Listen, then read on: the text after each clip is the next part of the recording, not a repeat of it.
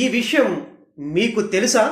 బాలీవుడ్లో బొద్దింకల మీద ఒక సినిమా తీస్తున్నారు.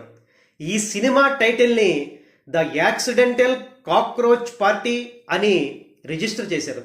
రాజస్థాన్ జైపూర్కి చెందిన గోవింద్ దేవ్ అనే వ్యక్తి 20 కోట్ల బడ్జెట్తో ఈ సినిమాని తెరకెక్కిస్తున్నాడు.